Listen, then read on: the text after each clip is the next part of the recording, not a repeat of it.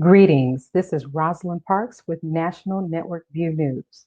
On tonight's Global View segment, NNV's weekly contributor, Brian E. Muhammad, discusses the persecution of the Rohingya Muslims and neo-colonialism in Myanmar. We will also speak about the need for prison reform with Simone Harris, the mother of a Black man convicted to life in prison plus 527 years. Before we delve into the top news, let's do a recap on the current events we've recently covered. On yesterday's show, NNV News weekly contributor Dr. Akili updated us on vaccine passports and mandatory vaccinations. Why do you think the states and the government need to have vaccine cards if they are sure that the vaccines work? Yeah, that's an interesting question because for those who may not know, the Pfizer and the Moderna vaccine have never guaranteed against people transmitting nor catching the coronavirus. So it's interesting to me that we would have a vaccine passport when there isn't a place that people are comfortable with the vaccines, in that we have the ability to stop wearing masks, stop social distancing, and the threat of this the threat of this infection passing from person to person has not decreased, as we have seen a rise in the numbers recently. And so I think it's interesting for those reasons, in that if you're going to delineate a person who has been vaccinated from one that hasn't, and then start to make restrictions on the person who has not been vaccinated, what is that based on? Because it's definitely not based on whether or not the person has the ability to pass on an infection or not. Tanya Lozano, founder of Healthy Hoods, discussed the nonprofit organization and how it's helping Black and Brown communities close the gap through fitness, health, food programs, and services.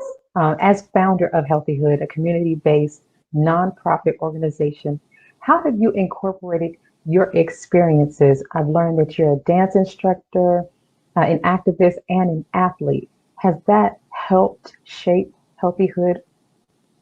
Yes, absolutely. I always say that me and my siblings were struggle kids because both of my parents were activists. My mother, Emma Lozano, is an immigration activist. My father, Reverend Slim Coleman, was active in the civil rights movement with SNCC, very active in the election of our first African-American mayor here in Chicago, Harold Washington.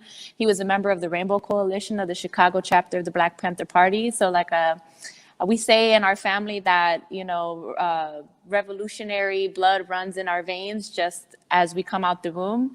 I was an athlete. I guess to say once an athlete, always an athlete. I played basketball all the way through college.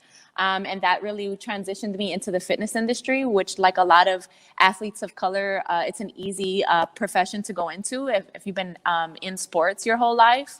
And it definitely has shaped the work of Healthy Hood, right? I realized when I was getting this kind of education in the fitness industry that this was not the kind of education that our people had access to in the underserved communities of Chicago. And so the activist in me, thought, how do we put this into play in terms of creating a social justice and a community approach to what health and wellness looks like for our Black and Brown communities. Eddie Harris, writer and executive producer of the movie Steps, talked about his new film released this year, its cast, crew, and its producers.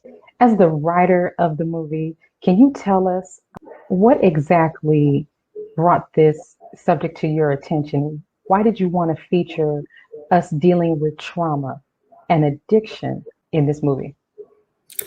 Well, Steps is a combination of real life stories that I've grown up listening to from family and friends and people in my community.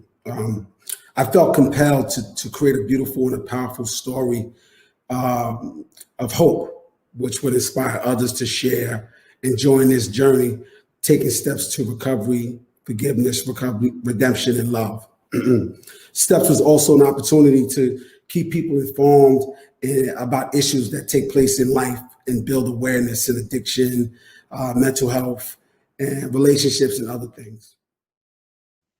NNV News anchor Willie Muhammad spoke with Minister David Muhammad and Zakiya Sankara Jabbar about the guilty verdict in the Derek Chauvin murder trial and what it might mean next in the process.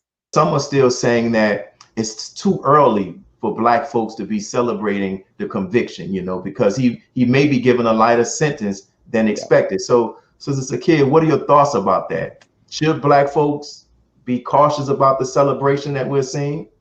I don't think so. I mean, I think that it's okay. Like, let Black people celebrate for a minute. Like, we are constantly under siege. You know what I'm saying? I'm clear that, we still have sentencing, but I will say this for the folks who are on the front lines and working in these communities every day that are constantly under siege from these race soldiers in our community.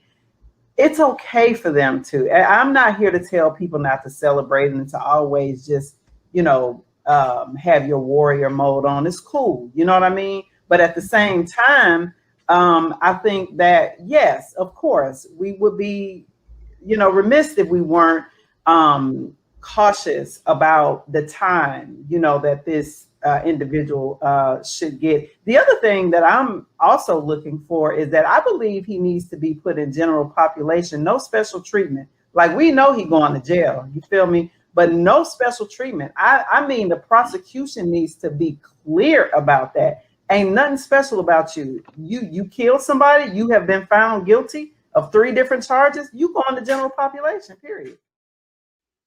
Willie Muhammad also spoke with guests Minister David Muhammad and Zakiya Sankara Jabbar about the recent shootings going on during the same time as Chauvin's guilty verdict was announced. The unfortunate incident that has taken place with our sister who there in Columbus, Ohio, has already sparked much debate, not just in America, but also within the Black community about whether or not the shooting was justified. Just what are your perspectives on the whole shooting?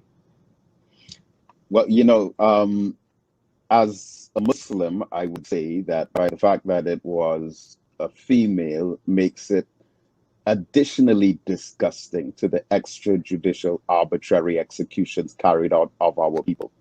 By the fact that it was a woman actually speaks more into the lack of humanity of the perpetrators who carry out these heinous crimes.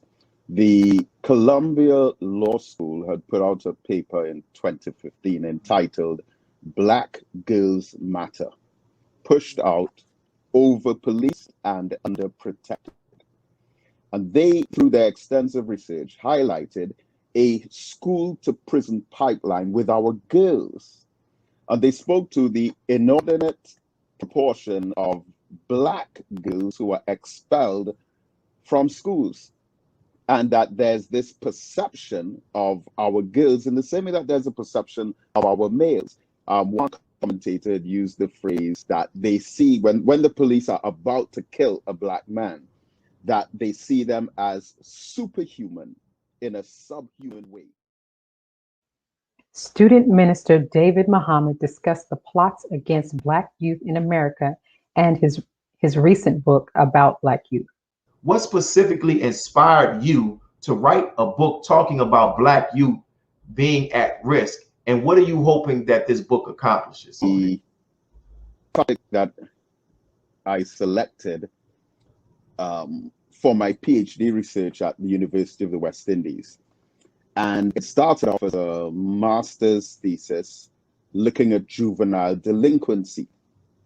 But then we drew the conclusion that anyone who ends up in criminal gang activity or breaking the law habitually in general and ending up in the prison after living a lifestyle of criminality, that it would in some way be connected to juvenile delinquency.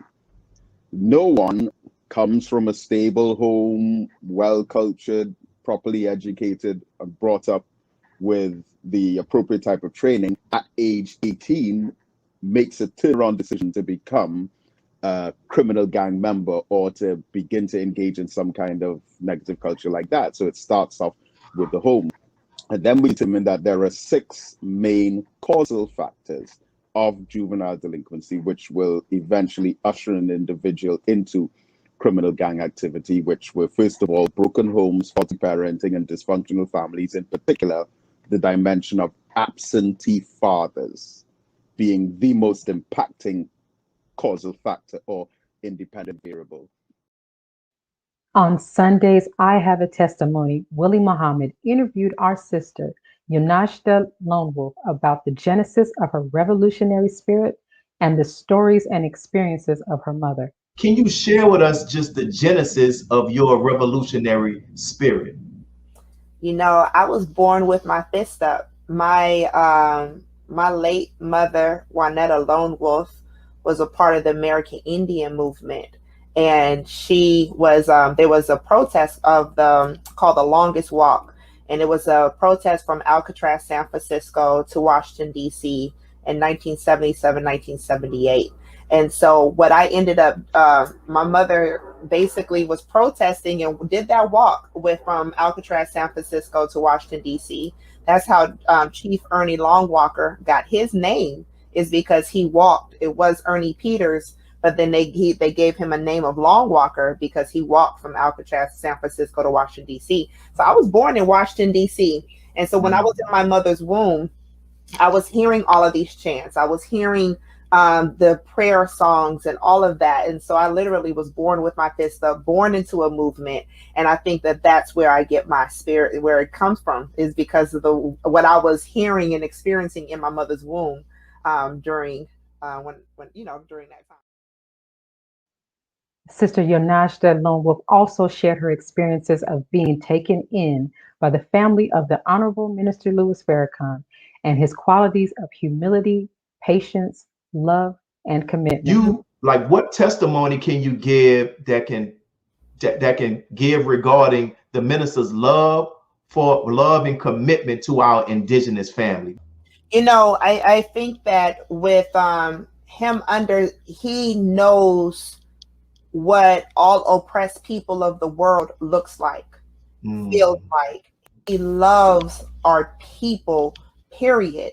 And with that, you know, I think that he's able to speak from a point of view of his own trials and what he has seen, what he has been through.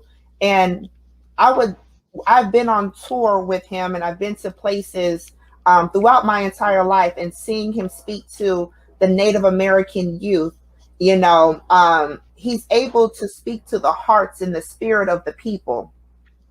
And I think that that is something that we can all learn from. You know, some people say they love our people, but they do not understand our people. They don't understand the spirit. They don't understand the heart of the people. So they just speak it. And then, but in regards to, he doesn't. He's actually feels, you know, now they have a terminology of empath, you know. And I believe that he's always been very empathetic to he's always been able to feel people because he sees the God in them, even when they don't see it in themselves. NNV anchor Robert Muhammad's guest on the Al Asir Report was Minister Aman Muhammad, who discussed Farrakhan Speaks, the time and what must be done, how America has become an armed camp. Question: why do you think in America there's such an infatuation with guns and violence? Well, you know, brother, America, as we mostly know, America is a nation that was built on violence, built literally on bloodshed. So there has always been the elevation of violence, and to solve problems not through deliberative dialogue, but through fighting. So that is literally what the United States of America is built upon, and it seeps through everything, especially the educational system. And so since we've been here, this is all that we have learned, that we should solve our problems with violence. And that is what we're seeing today. Let us pause for announcements from our sponsors. Weekly contributor Brian E. Muhammad will return for the Global View update next. We'll be right back. Be a part of the force that powers truth in journalism. Your support helps us to highlight solutions for a brighter tomorrow. Go to nnvnews.com/donate.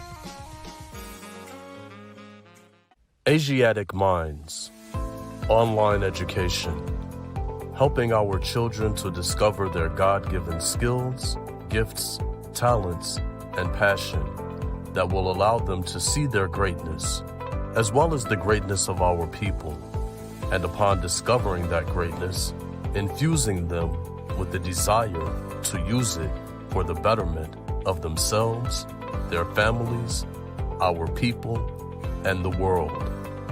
Call now, 502-219-4848. This is Sister Sajda Muhammad. We are proud to announce that the Sajda House commemorative Elijah coins are finally here.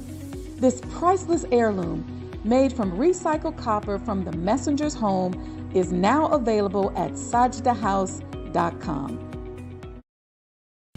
The hashtag #BankBlack social media campaign made strides not only in revolutionizing how we bank, but also how we think. The movement inspired thousands of African Americans across the country to transfer or deposit millions of dollars into Black-owned banks.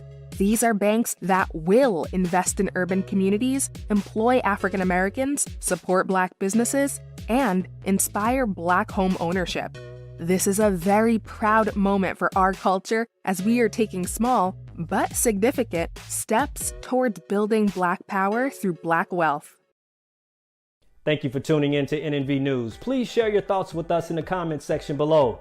Follow us on social media at NNV News, and please subscribe to our YouTube channel, National Network View. This is Clifton Muhammad with nnvnews.com.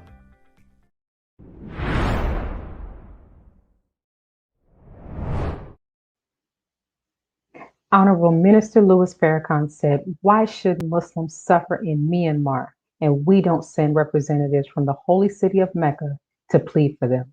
Well, there's no denying what happened because it was very visible from the Thai side. That post was very isolated. It was cut off from the rest of the Myanmar army. And in fact, the soldiers there had begun to depend on Thai soldiers to leave them food. They didn't even have enough food, so they were very vulnerable. The Karen National Union moved in the very early hours this morning, around 5 o'clock. People on the Thai side heard all the gunfire, some louder explosions too. It suggests there was quite a bit of fighting. And then saw the various huts that have been put there by the Burmese to accommodate their soldiers being set on fire. The Thai side's confirmed that's what's happened. It looks like the KNU has taken the post. But I think what's important is it reminds us that there has been continued fighting in Karen State over the past month. Often the Myanmar military who are defending what the Karen National Union say are encroachments. They believe the army has essentially expanded its footprint under the cover of a 9-year-old ceasefire, and is trying to hold on to that. And the Myanmar military has been using air power, including ground attack aircraft. It's been bombing villages from the air. It's been using artillery as well, with thousands of people displaced. Joining us is NNV contributor and writer for the Final Call newspaper, Brian E. Muhammad. Greetings, sir. Welcome back. Welcome. Thank you. There have been reportedly more people killed in Myanmar. Is the country's mounting death toll and its current situation an exacerbation of old political conflicts? It is. But what triggered what is going on right now are the November 2020 elections. The military of the country actually overthrew the country in February, just to give some background. And they were disputing the elections because the party affiliated with the military of the country lost the election in a landslide.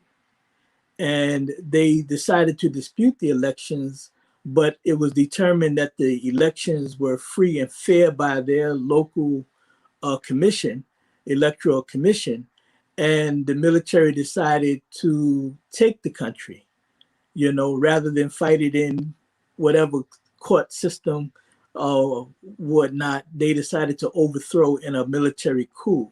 And so since February 1st, there has been bloodshed, massive bloodshed going on in the country because people are responding to the coup. The masses of the people did not want a coup. So the military is not a popular grouping.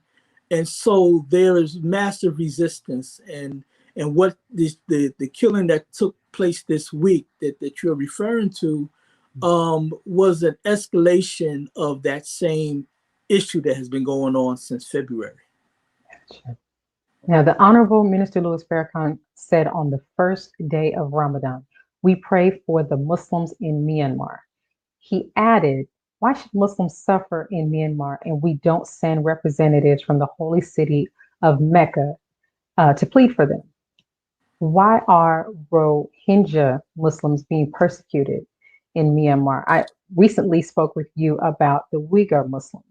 Can you speak to us about why the Rohingya Muslims are now being persecuted? Yes, the history of the Rohingyas goes back to British colonialism, when Myanmar was called Burma, and it was a colony of the British. And when the British left, and they gained independence in 1948, the Rohingyas was a group that actually fought on behalf of the British to, because they had a running problem with the other people there. The Rohingyas are Muslims, and the predominant grouping are Buddhist. And so when the British rule ended, they had an anti-British scourge, if you will, and they decided to bring the question of who is Burmese, who is, a citizen of this country. And they decided, because of the tribalism and that has been going on between the Rohingyas and these other populations that we see there now, they decided to persecute them. They decided to oppress them and remove them. And this has been the problem. And on top of that, in 1962, the military, again, they overthrew the government, and the persecution became worse against the Rohingyas. And this has been going on from 1962 up to 2011, when the military turned it over to a civilian government, and they had elections. And of course, again, what just took place this last February was a testimony that the military, they've always remained in the mix. They always remained a very powerful economic group there, but they overthrew again in February. But let me just say this also about the government that came in, the civilian government. Yes. They also were persecutors of the Rohingyas, And so no matter which government was there, the Rohingyas was a suffering people, at least from 1948 going. Now, do you think representatives from the holy city of Mecca will go to Myanmar? Well, I don't know. The Saudi Arabia is political. And, and even though they talk about the persecution of Muslims, and they have lifted their voice at the UN on behalf of the Rohingyas, but they have not done anything to remedy or to go there and even offer help as mediators in this problem. So I don't know what Saudi Arabia will do. I think that what the Honorable Minister Louis Farrakhan suggested is the only way forward, because if you don't go and have dialogue, and if you don't go and look at what's going on, and again, as we talked about before, it is really whether you are the oppressor or you're the oppressed, whether you are the aggressor or you are being aggressed. Islam is against aggression. And this is what we speak against.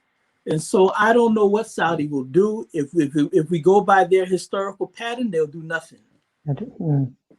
The Korean War and the war in Vietnam are a couple of examples of the US's involvement into Indochina. So was the US aggression a factor leading to armed forces seizing control of the country of Burma in 1960s too? No, not really. It was pretty much an internal problem. You know, the United States have tried to stay clear of what they used to call Burma and now Myanmar.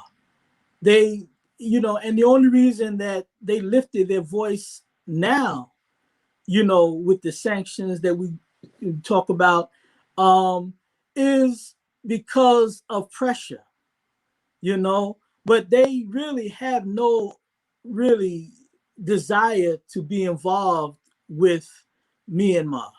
And in fact, the other regional groupings of nations that are there don't want the United States and these outside regions of the world, particularly from the West, to come in and get involved. And China definitely have no interest in the US getting involved in the matter. And they're involved, China is involved only because part of the backlash against the military in this current problem targeted Chinese companies that are there. Okay. You know, and so their involvement is trying to, of course, look out for the interests of China, which is understandable. Right.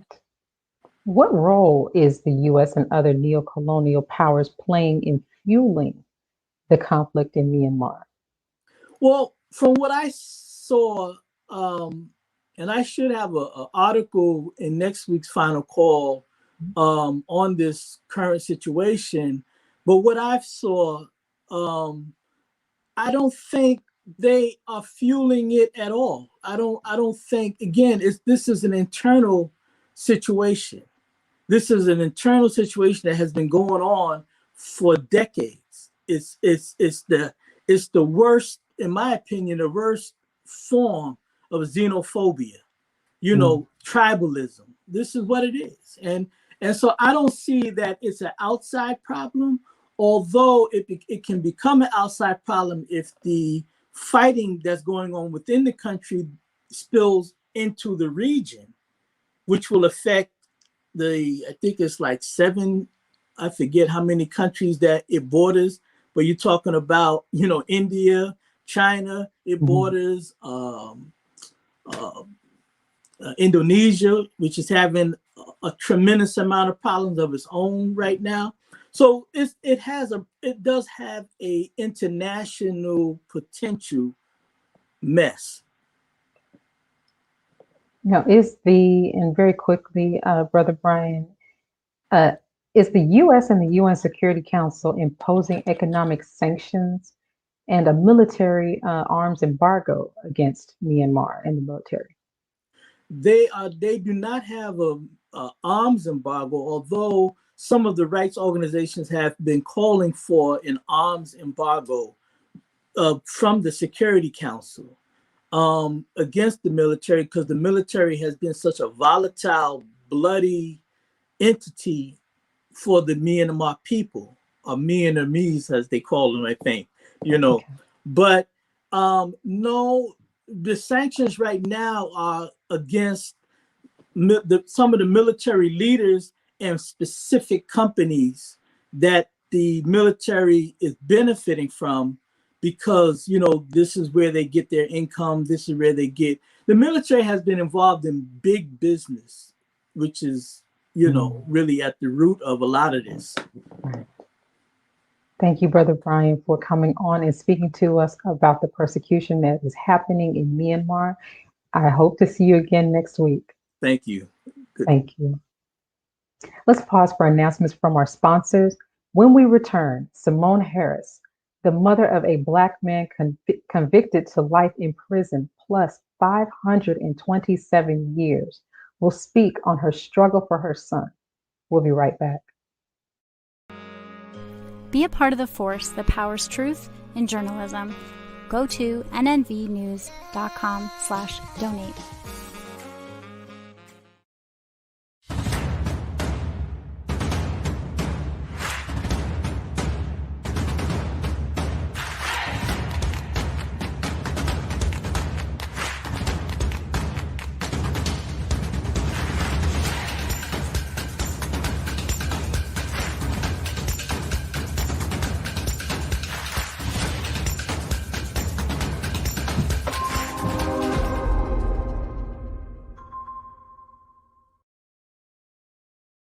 Worldwide, 24 hours a day, 7 days a week. Download the Final Call Radio app and take us everywhere. On your phone, on your computer, on your tablet, on Instagram, Facebook, and Twitter. You can also log on to finalcall.com and click the Listen Live button or finalcallradio.com. Final Call Radio, the official voice of the Honorable Minister Louis Farrakhan and the Nation of Islam. Please share your thoughts with us in the comment section below. Follow us on social media at NNV News, and please subscribe to our YouTube channel at National Network View. I am Anissa Muhammad with nnvnews.com.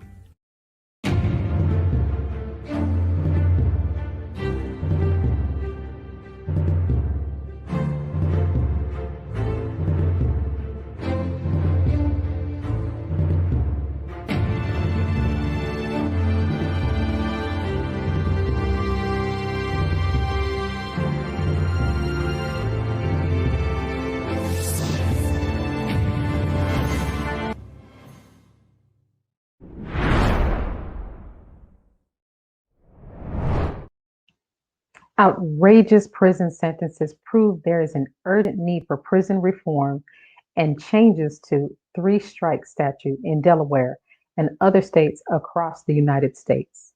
Hi, my name is Simone, and I am not an actor. Now, I am the mother of a son who's been sentenced to life plus 527 years. Now, you're probably wondering, with a sentence like that, how many people did the boy kill? Because you had to assume that he was up there with those notorious serial killers like Jeffrey Dahmer and Charles Manson. But I can honestly say, he didn't kill anyone.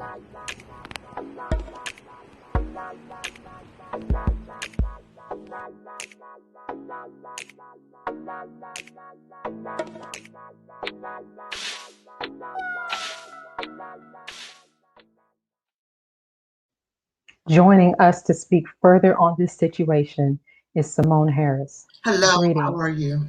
I am fine, ma'am. How are you? Good. Now, your son, his name is R.T. Harris.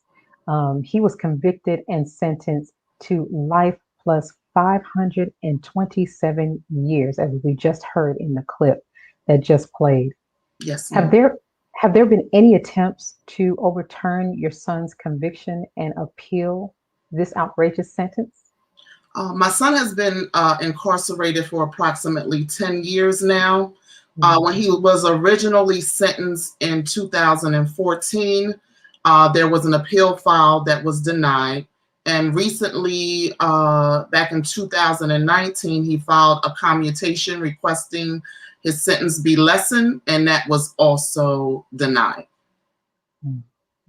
Now, with the case, you mentioned he's been there since 2014. Can you give us a little insight as to what transpired and brought about this sentence in the courtroom, and not so much what he's accused of, but the courtroom, I guess, to be specific?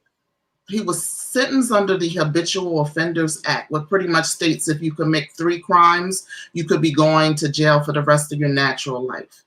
He started getting in trouble teenage years, 16. His first charge was possession of marijuana.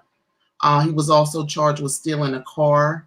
And his most severe charge prior to his last conviction was possession of a firearm.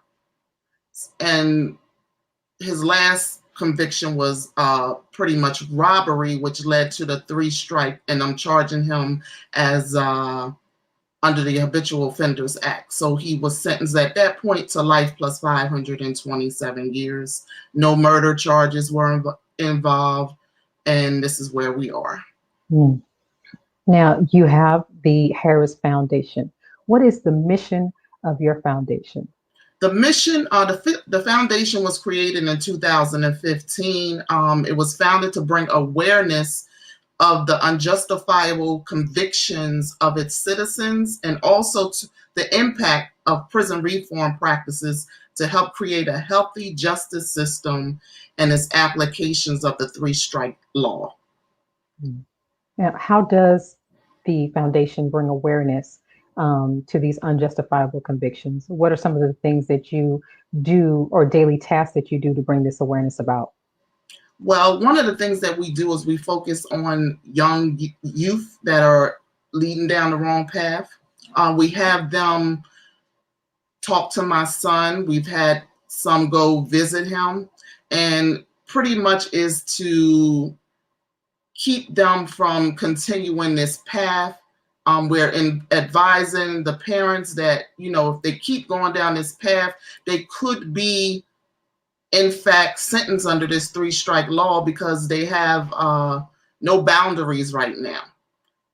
So another thing that we also have currently is a petition that is going around addressed to Governor Carney. He's the governor of Delaware and the president of the United States, requesting that we abolish this 3-strike law because it is clearly unjust. We have people who are, the sentencing structure was created to provide rehabilitation. And how do you rehabilitate someone who is going to spend the rest of their life in jail?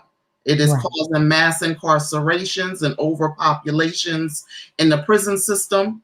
So what we're also doing is circulating that petition. Is available on the website, and also, which is www.lifeplus527years.com.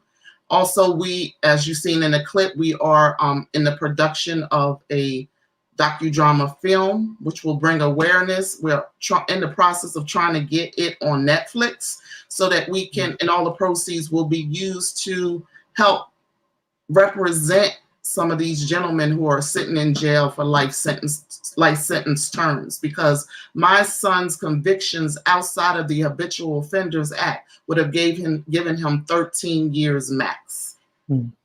Have any prison reform bills been brought forth before the state legislators to change this yet? Just recently, Governor John Carney again signed a bill, Senate Bill 163, which is making changes to the habitual offender law. It's primarily focusing on drug offenses and nonviolent situations. So that was recently passed. So we're still working on trying to get that law taken out of context completely, because it's an unfair system. You have young boys who are known to get in trouble between the ages of 15 and 24. So as we're aware, men sometimes mature a little bit slower than us women. So 15 to 24, if they do 10 years, I'm sure that'll wake them up. I'm not saying that for anybody. I'm not excusing anyone who commits a crime. Of course, they need to be accountable for their actions. But at the same time, does their actions warrant life plus 527 years? Right. And as you mentioned before, one of the charges was a marijuana charge, drug charge. With the legalization of marijuana in many states, can you tell us whether or not Delaware is working on that and what that might mean for a reduction, possibly a reduction in sentencing for your son?